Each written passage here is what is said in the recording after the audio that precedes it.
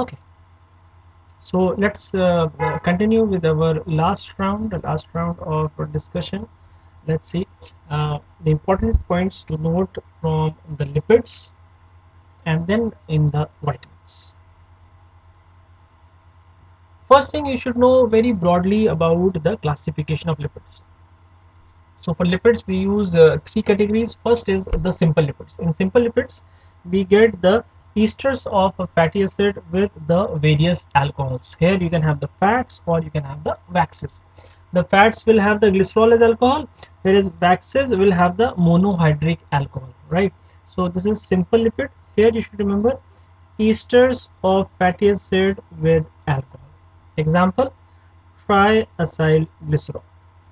Free fatty acid attached to the glycerol, that is an example of simple lipid.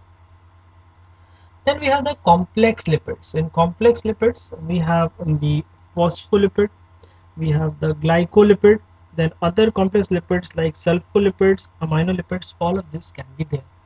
The phospholipids are further subdivided into the glycerophospholipid and sphingophospholipid depending on type of alcohol. If glycerol is the alcohol, it is glycerophospholipid.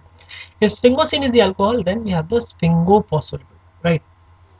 The glycolipids, all of them have sphingosine as alcohol, so they are glycosphingolipids. So we have phospholipids and the glycolipids. Everything else which doesn't fall into category 1 and category 2 but is still labeled as lipid goes to the third category, which is precursor and derived lipids. So broadly you should know what are lipids. Lipids are molecules which are soluble in organic solvents. Okay, so a lot of substances fall in this category. They satisfy these conditions. For example, you can have the fatty acid, the glycerol, the steroids, other alcohols, fatty aldehydes, ketone bodies, hydrocarbons, lipids, all vitamins, hormones, all of these are categorized as lipids, but they are neither simple lipids nor complex lipids. So they are put into the third category, precursors and derived lipids. Here you should know about the glycerophospholipid. We said the glycerophospholipid has a core structure called phosphatidic acid. So this is the glycerol moiety. To glycerol we have fatty acid 1, fatty acid 2, and the phosphate. That is why we call it the glycerophospholipid. Glycerol is there, phosphate is there, and the fatty acid is there. Now depending on an additional group which is attached here, you can have the different types of glycerophospholipid. For example, you can have the choline here, you can have serine here, you can have ethanolamine here. So it can be phosphatidyl choline, it can be phosphatidyl serine, it can be phosphatidyl ethanolamine. So like that, phosphatidyl ethanolamines. Like that, you can have different types of the glycerophospholipids. Similarly, for sphingospholipids, we have the building block called ceramide. Right, we have the building block called ceramide. To this ceramide, you can either add the phosphate group, you can add the phosphate group, and then add choline. This is the sphingomyelin.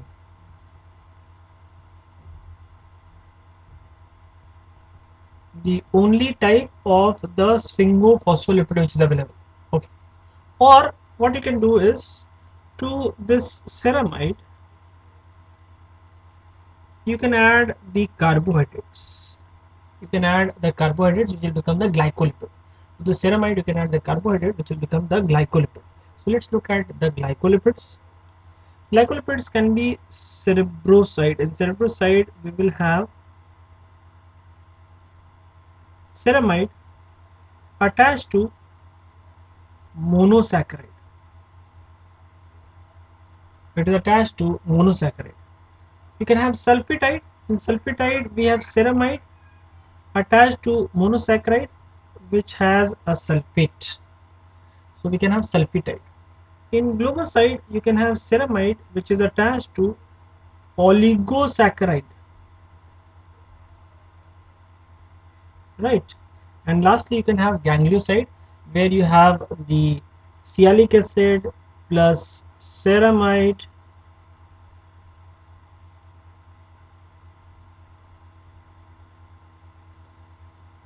plus the oligosaccharide, right? Ganglioside can be of further type GM, GD, GT and GQ. Okay, so number of salicylic acid 1 GM, 2 GD, 3 GT and 4 then it is GQ. So like that the gangliosides can be there.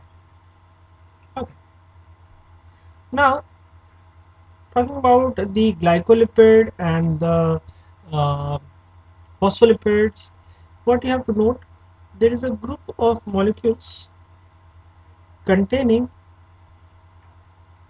sphingosine as alcohol. Group molecules containing sphingosine as alcohol. We have the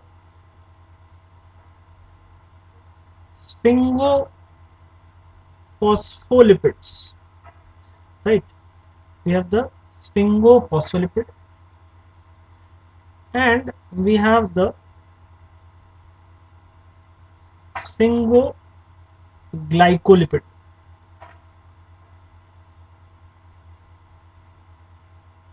Both of them have sphingosine as the uh, alcohol. All right. So both of them, are categorized as sphingolipid because both of them have sphingosine as alcohol. So we call them the sphingolipid. Now, sometimes just like we had in case of glycogen, we had in case of the mucopolysaccharide, the breakdown of these molecules may be defective, in which case the sphingolipid will start accumulating, giving rise to the condition known as sphingolipidosis. It will give rise to the condition known as sphingolipidosis. Now, sphingolipidosis, there is defect in the breakdown. Like I just told you, the problem is in the breakdown. It is a type of lysosomal storage disorder. Inheritance pattern is autosomal recessive. Inheritance pattern for sphingolipidosis is autosomal recessive. Exception is Fabry's, where inheritance pattern is X-linked recessive. All of them will present with cherry red spot. Except in Fabry's and Gaucher's, and all of them will present with mental retardation except Fabry's and Gaucher's type 1. So three important common properties: autosomal recessive inheritance, cherry red spot and mental retardation seen in sphingolipidosis. In addition to this, we have zebra body inclusion in Niemann-Pick and globoid cell inclusion in Krabbe's. What do they look like? This is the globoid cell inclusions, globe-like inclusion inside the cell, and the zebra bodies seen under the electron microscope. These are lysosomal folds, so they are seen under the electron microscope. And these are the important sphingolipidosis that you should know about. First and foremost is Gaucher's. Why Gaucher's? Gaucher's is the most common lysosomal storage disorder. Deficient enzyme is the beta glucosidase, also known as beta glucocerebrosidase. Or glucocerebrosidase. Second important name to remember is Niemann-Pick, because this is the only condition where sphingomyelin is accumulated. In all others, the glycolipid will accumulate, but in Niemann-Pick, the sphingophospholipid will accumulate. And the third, which you should know about, is Tay-Sachs, because of its relatively more common incidence. For Tay-Sachs, you should remember the enzyme, which is hexosaminidase A. So the names you should be familiar: Tay-Sachs, Sandoff, Fabry, metachromatic leukodystrophy, Krabbe's, Niemann-Pick, Gaucher's, Farber's. We're talking about sphingolipidosis. Even if you don't know the enzyme, not very important, but name should be familiar to you. Okay, these names belong to the group sphingolipidosis. Okay, so you should be familiar with the names. Gaucher's, I told you, is the most common, so we will spend a few seconds on Gaucher's. It is the most common lysosomal storage disorder. The enzyme deficiency is beta glucosidase, also known as beta glucocerebrosidase or glucosylceramidase. These are the other names for the same enzyme. We already said that the cherry red spot and mental retardation are not seen in this patient. On histopathology, we have what is known as Gaucher cell. Gaucher cell will have the crumpled or wrinkled tissue paper appearance. Crumpled or wrinkled. The term is crumpled or wrinkled tissue paper appearance. And here the presentation to the emergency is with abdominal pain or the bone pain. We call it the bone crisis. And here what you find is chitotriosidase is elevated. Chitotriosidase is elevated along with trap. Chitotriosidase ACE trap. ACE is angiotensin converting enzyme. Trap is tartrate resistant acid phosphatase. Trap is the tartrate resistant acid phosphatase. So these are the ones which will be uh, increased in these patients. This is the Gaucher cell. You can see the crumpled or the wrinkled tissue paper appearance. Moving on to the fatty acids, the classification of the fatty acids. The classification of the fatty acids. Okay, saturated contain no double bonds, and unsaturated where one or more double bonds may be there. Most naturally occurring unsaturated fatty acids have the cis double bond. And some of the unsaturated fatty acids are labeled as essential fatty acids which cannot be synthesized in our body. Let's see. Unsaturated fatty acids further subclassified as monounsaturated, polyunsaturated, and the icosanoids. Icosanoids will be subtype of polyunsaturated. So we write this as MUFA, monounsaturated fatty acid, MUFA, polyunsaturated fatty acid.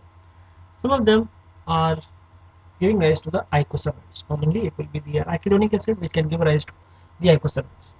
The icosanoids include the lipoxyls, the leukotrienes, and the prostanoids. We'll talk more about icosanoid, their synthesis, their role, clinical role in pharma, where we'll talk about drugs which are used to block icosanoids or mimic the icosanoids for their pharmacological actions.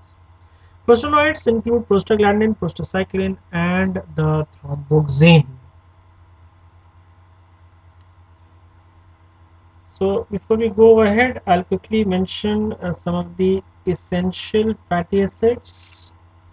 Very briefly, I'll talk a little bit about the essential fatty acids. When you talk about essential fatty acids, you have to keep in mind that the essential fatty acids are of types. We have the omega-3 series and we have the omega-6 series. Under the omega-6 series, we have the linoleic acid. This is by far considered to be the most important. This is considered to be the most important essential fatty acid. The linoleic acid, gets converted to gamma linolenic acid. It gets converted to gamma linolenic acid, which then gets converted into arachidonic acid. Okay, so these are the three omega-6 essential fatty acids. On the other hand, the beginning molecule in omega-3 is the alpha linolenic acid. The gamma linolenic is omega-6. The alpha linolenic is omega-3. The alpha linolenic acid can either be converted into DHA or it can be converted into the EPA. DHA stands for docosahexaenoic acid, whereas EPA stands for icosapentaenoic acid. Okay, so DHA docosahexaenoic acid or EPA icosapentaenoic acid. Please note DHA is commonly known as the cervonic acid, whereas EPA is commonly known as pimnodonic acid. commonly known as the timnodonic acid. So these are the essential fatty acid. These are the essential fatty acid. Linoleic acid richest source is the safflower oil. Richest source for linoleic acid is the safflower oil. Richest source for linolenic acid is the soya bean oil. Richest source for arachidonic acid is eggs, meat. Richest source for DHA is the breast milk. Richest source for EPA would be the fish oil. Okay. So now let us quickly move on to the oxidation of the fatty acid. Here we are talking about the beta oxidation, which is the most common, oxidation pathway for the fatty acids. We can even have the alpha oxidation, the omega oxidation can also be there, but most commonly it is the beta oxidation. Beta oxidation occurs in the mitochondria. Please note, omega oxidation occurs in the endoplasmic reticulum, alpha oxidation occurs in the peroxisomes. Very briefly, I'll mention them again. Over. So, before the fatty acid can be oxidized, it must be activated. Activation is done by the acyl coenzyme synthetase, and 2 ATP are used up. 2 ATP are used up by the action of acyl coenzyme synthetase. Acyl coenzyme synthetase is present in the endoplasmic reticulum, peroxisome, and the mitochondria. You can see the mitochondria where beta oxidation takes place, endoplasmic reticulum where omega oxidation takes place, and peroxisome where the alpha oxidation takes place. So before any type of oxidation of fatty acid, it must be activated. Activation is done by the acyl coenzyme synthetase, for which the 2 ATP are required. Once the activation is done, in the beta oxidation we have the cyclical process. Every time 2 carbon will be taken out from the end. So every cycle will generate one acetyl coenzyme, which is equivalent to 2 carbon, and during the reduction phase we have the generation of the FADH2 and the NADH. Okay. So if you do the calculation,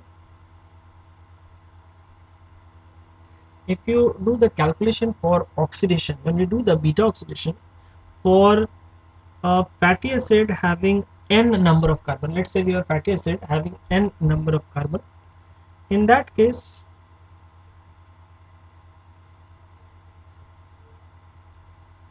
it must undergo beta oxidation for n by 2 minus 1 number of cycles. For example, if n is equal to 16, then n by 2 minus 1 would be 7. This means 7 copies of this set is generated. Along with what you have to remember, the last carbon 2 which is left behind at the end, is also acetyl coenzyme A. So for acetyl coenzyme A, we have 7 plus 1, that is 8. For others, FADH2 will be 7, the NADH will also be 7. If you want to do the calculation for energetics, remember for acetyl coenzyme A we had said 10 ATP. For FADH2 we had said 1.5 ATP. For NADH we had said 2.5 ATP. So this gives you a total of 80 plus 10.5, sorry, and 17.5, which brings a total of 108. Now please don't forget to remove the 2 ATP required for the activation process, to achieve the final result. So your answer should be 106 ATP if you start from N16 saturated fatty acid. If you start from N16 saturated fatty acid, in that case your answer should be 106 ATP are generated on complete oxidation. If you change the value from 16 to 18, then the answers will change. For example, let's say you go from N16 to N18, then the answer becomes 120 ATP. Okay, we'll have one extra cycle. One extra cycle means 10 ATP for acetyl coenzyme A, 1.5 ATP for FADH2, 2.5 ATP for NADH. That's 14 ATP. It will give you 120 ATP. The second oxidation is the alpha oxidation. Very important because you get the question from here. This occurs in peroxisome. This is question number 1. It is used to break down the branched fatty acid. It is used to break down the branched fatty acid. This is question number 2. Third, defect causes the Refsum's disease. Most common enzyme deficiency is phytanoyl coenzyme A dioxygenase. Most important deficiency is for phytanoyl coenzyme dioxygenase. So these are some of the questions which are asked from alpha oxidation. You should know where does it occur. It occurs in the peroxisome. Which fatty acid are metabolized? It is the branched fatty acid which are getting metabolized. If there is problem in the breakdown, then what will happen? The Refsum disease. Which enzyme is deficient in Refsum disease? Phytanoyl coenzyme dioxygenase. Okay, energetics you already done, energy produced done. So now we go on to bile acids. For bile acid, what you have to remember, number 1, they are formed from cholesterol. Number 2, rate limiting enzyme is cholesterol 7 alpha hydroxylase, which is present in the endoplasmic reticulum. Microsome means endoplasmic reticulum. Third, it is regulated by farnesoid X receptor. The regulation is feedback inhibition. Regulation is feedback inhibition. And last point, you have to know which are the primary bile acids and which are the secondary bile acids. Primary bile acids are cholic acid, ketodeoxycholic acid. The secondary bile acids are the deoxycholic acid and the lithocholic acid. Okay, so bile acids are formed. They are secreted in the second part of duodenum, and then they reach the intestine, where most of them have already been reabsorbed in the ileum. The remaining 1-2% can again be reabsorbed in the intestine. So bile acids are mostly reabsorbed. Very small fraction is getting eliminated. The lithocholic acid, the secondary bile acid, is the only component which can be eliminated. Everything else in the bile acid is getting reabsorbed. Okay. About the ketogenesis, what all points you should know? It is synthesized only in the liver in the compartment that is mitochondria. Rate limiting enzyme is the mitochondrial HMG-CoA synthase. The liver cannot utilize the ketone bodies. Why? Because thiophorase is absent. Enzyme thiophorase is absent, so it cannot utilize the ketone bodies. Which test is used? The Rutherford test is used to identify the ketone bodies. In the past, we used to have the Gerhardt test, but a lot of false positive, so we don't use it now.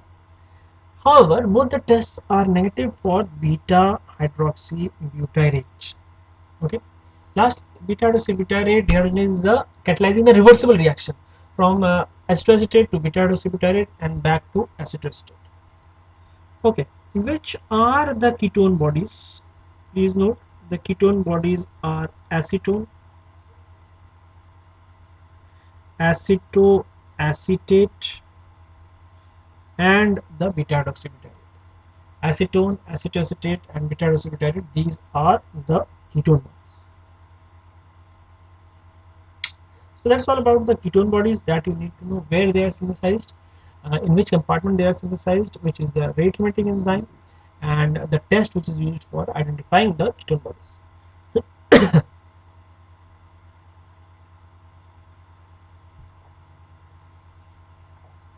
Let's move on to the lipoproteins. Okay, so again, for lipoproteins, what you have to know, lipoprotein has the structure like this, where we have the bilayer, the non-polar core, and the outer surface layer. In the outer surface layer, we have amphipathic molecules. In the outer surface layer, we have the amphipathic molecules, and in the core, we have the non-polar molecules. In the core, we have the non-polar molecules. Non-polar molecules are the triacylglycerol and the cholesterol ester. The amphipathic molecules, which are the amphipathic molecules? The phospholipid, the cholesterol, and the apolipoprotein. The phospholipid, cholesterol, and apolipoprotein, these are the amphipathic molecules. So you can see the same structure, no need to go into details. Okay. Now inside this lipoprotein, we said there is a protein which we call the apolipoprotein. Protein which we call the apolipoprotein, right? What are the functions of these apolipoproteins? Let's see. First, they function as enzyme cofactors. In other words, they are enzyme activators. Enzyme cofactors or enzyme activators. We had said that the cofactors are commonly activators. ApoC2 is activated for lipoprotein lipase, and ApoA1 is activated for lecithin cholesterol acyl transferase, commonly written as LCAT, present in the HDL. Enzyme inhibitor ApoA2 and ApoC3 are inhibited for lipoprotein lipase, and ApoA1 is inhibited for cholesterol ester transfer protein. Cholesterol ester transfer protein. Commonly, it mediates exchange between the VLDL and the HDL. Lastly, they act as ligands. They act as ligands for interaction with the receptors in the tissues. ApoB100, ApoE ligand for LDL receptor. ApoE is also the ligand for LRP, and ApoA is the ligand for HDL receptor. So they can act as the ligands for receptors. Is a very important role. This is how the internalization of the exhausted the lipoproteins is taking place. Last one, before we move ahead, what is the role of lipoprotein? The role of lipoprotein is to transport lipids. See, lipids are non-polar, they are water insoluble, so they cannot travel on the own. So we need specialized structures through which the lipids can be transported. So that is the lipoproteins. Which are the names you should be familiar when we talk about lipoproteins? You should know about chylomicron. You should know about VLDL. You should know about LDL, and lastly you should know about HDL. Here are the four minimum lipoprotein which you should know about. Additional point, chylomicron is coming from the lipid which is from the diet. It has the exogenous triacylglycerol which is coming from the diet, whereas VLDL has the triacylglycerol which is synthesized in the liver. It has the endogenous triacylglycerol. LDL transports the endogenous cholesterol, whereas HDL is responsible for the reverse cholesterol transport. Here are the points which you have to keep in mind for each of them. What is the main function of the chylomicron and the main contents, and what is the main content? HDL will have the maximum amount of the proteins. Okay, no need to go there. Now a few points about two or three vitamins which are getting asked again and again in your exam. So let us see the points which you need to know about the vitamins.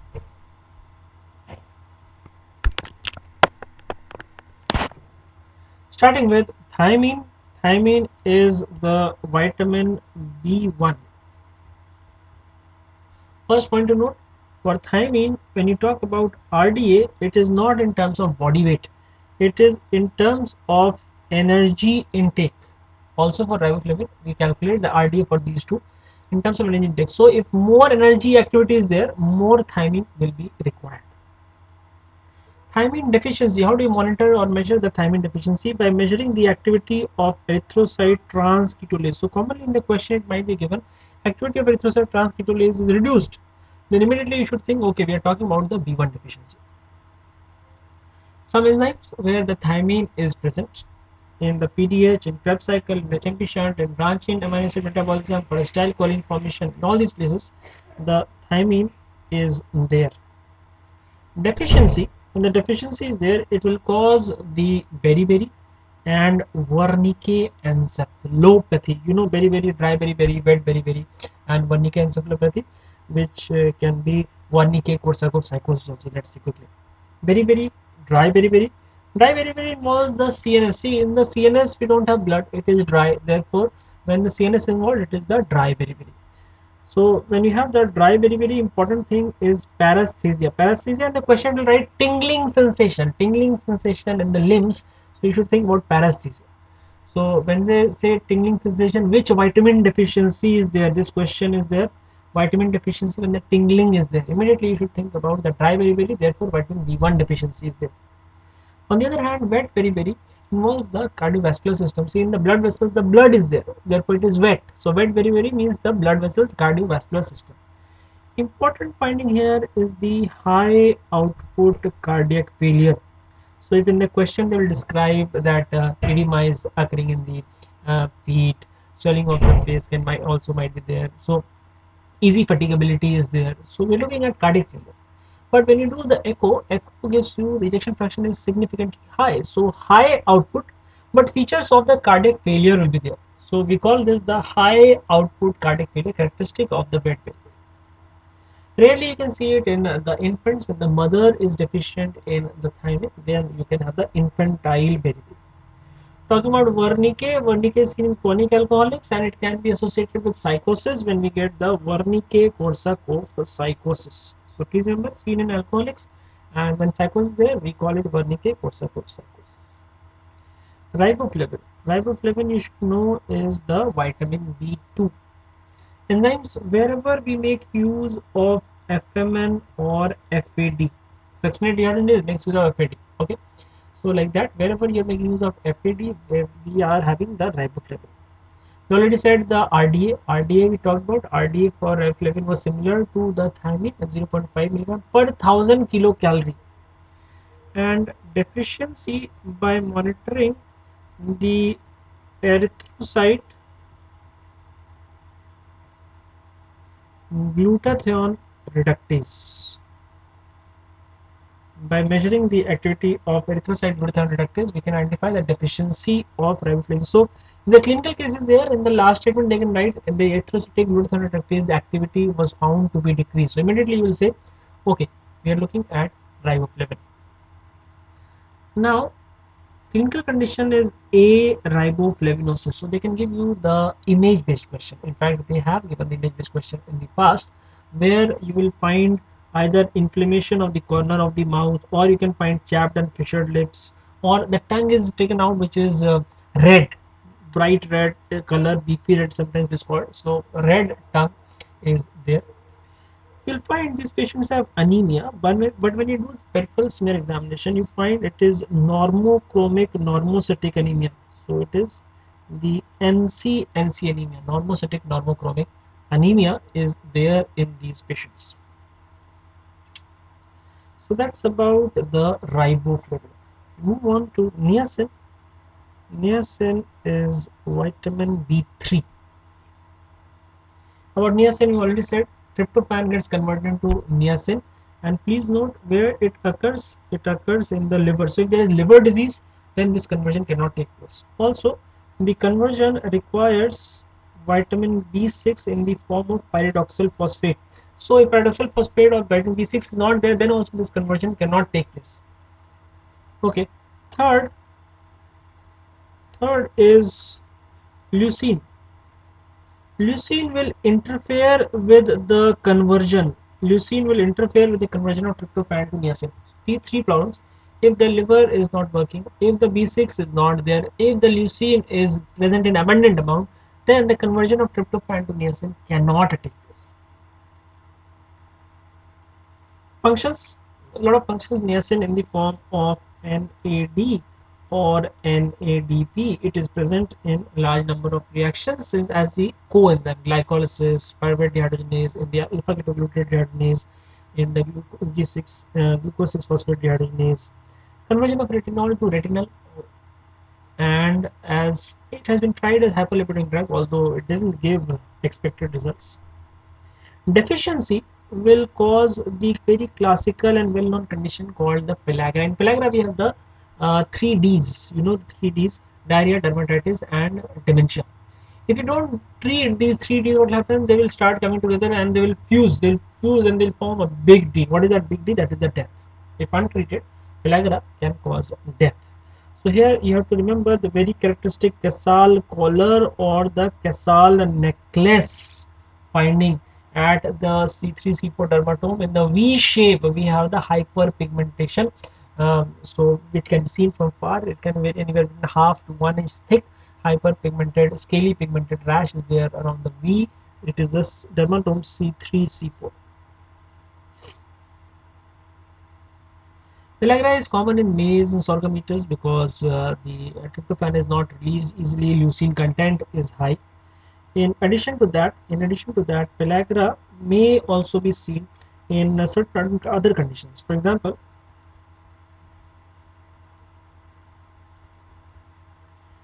in Hartman's disease. In Hartman's disease, what happens? Tryptophan is getting lost in the urine, so tryptophan is not available to get converted into the niacin. Then we have a condition called carcinoid syndrome. In carcinoid syndrome, what is happening? The tryptophan is getting diverted for the synthesis of the serotonin. So in that case, tryptophan is not available for synthesis of the niacin. So these are additional conditions where you may find the pellagra. Then you come to pyridoxine. I told you pyridoxine is commonly present in the active form pyridoxal phosphate, right? And in this form, it is acting as a cofactor for lots of reactions. Which are the important ones? For transamination, pyridoxine is required. For synthesis of catecholamine, serotonin, GABA, the PLP is required. For the conversion of tryptophan to niacin, the pyridoxal phosphate is required. For glycogenolysis, pyridoxine is required, and for heme synthesis, the pyridoxine is required. These are the ones which have already been asked in the exam. Okay, most commonly the requirement for conversion from tryptophan to niacin and as donor of phosphate in glycogenolysis. Donor of phosphate in glycogenolysis.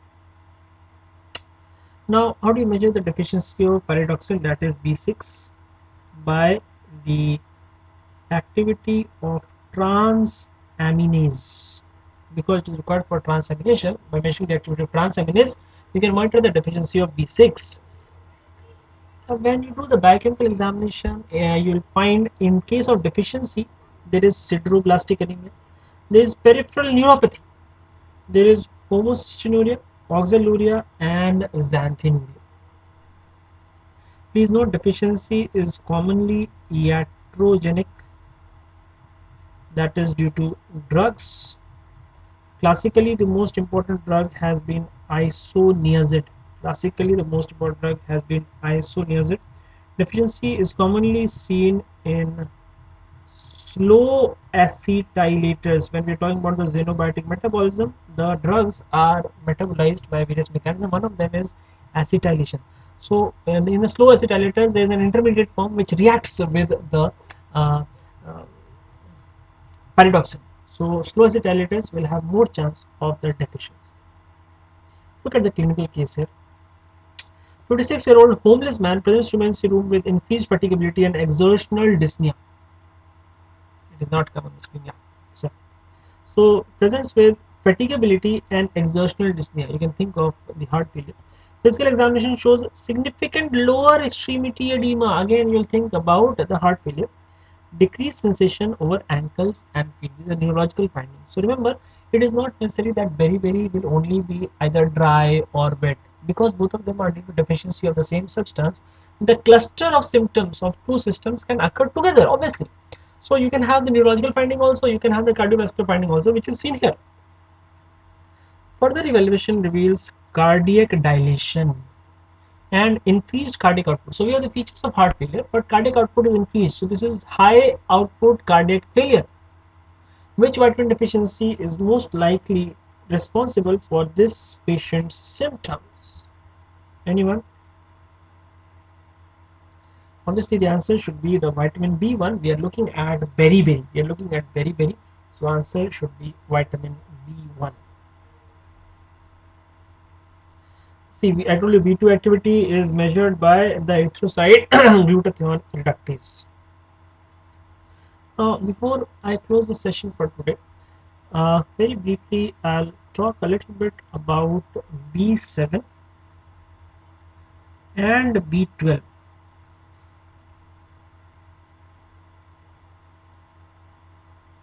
B7, you know, is biotin, also known as vitamin H. B7, also known as vitamin H.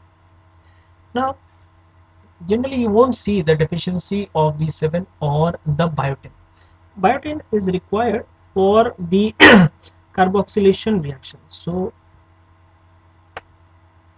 carboxylases will make use of biotin. The carboxylases are generally required for the gluconeogenesis, the fatty acid synthesis, etc. So they have important role in the energy level of the body.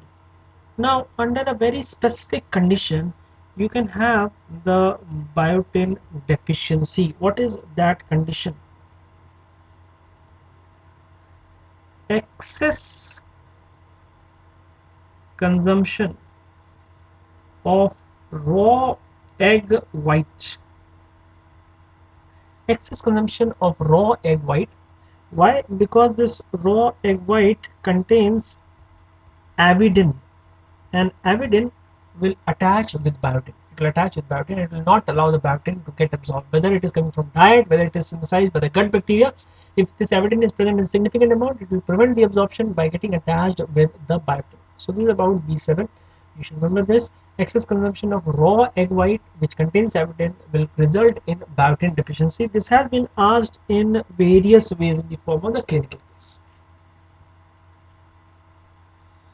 Now coming to the B12, particularly I want to talk about absorption. For B12 absorption, we need two things. First, we need cobalamin, and second, we need what is known as extrinsic factor. Cobalamin and extrinsic factor. What you have to remember here, cobalamin will come from oral mucosa, whereas extrinsic factor will come from gastric mucosa. So what this means, if there is any problem in the oral mucosa, if the secretions are not there, if you have keratoconjunctivitis sicca, you have the dry mouth, in that case secretion will not be there, cobalamin will not be released, B12 absorption will not take place. Similarly, if the gastric mucosa is not working, you have the atrophic gastritis. In that case, the extrinsic factor will not be released and the absorption will not take place. Third point is absorption occurs at ileum. Now, because of any reason, if the ileum is resected, if it is non-functional, again the B12 absorption will not take place. This can be asked in various ways in the clinical case. Okay. Last, how do you measure the deficiency? How do you identify the deficiency of B12? So the answer here should be methyl malonic aciduria will be seen in the B12 deficiency, because B12 is required for the further metabolism of methylmalonyl coenzyme A into the succinyl coenzyme. If B12 is not there, then methylmalonic acid will accumulate, we get the methylmalonic aciduria. So this can be described in the question. Methylmalonic aciduria is seen, immediately you will think about the B12 deficiency. Please note, the B12 deficiency is presenting as the pernicious anemia. Megaloblastic anemia is a part of pernicious anemia. All right. Along with that, there will be the neurological degeneration. Whereas, in case of B, I'm sorry, in case of benign,